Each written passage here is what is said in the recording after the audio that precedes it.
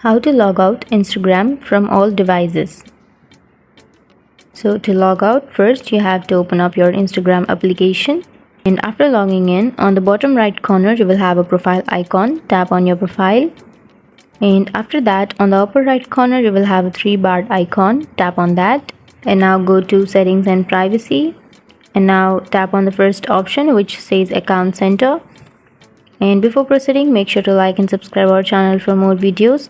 And now you have to choose password and security under the account settings, and now choose the first option which says change password, and then choose your Instagram account.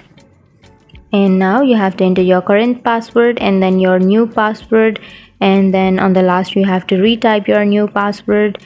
And after changing your password, you'll be able to log out your Instagram from all devices. So this was the only way through which you can do that, and if you have any questions, feel free to comment below. Thanks for watching.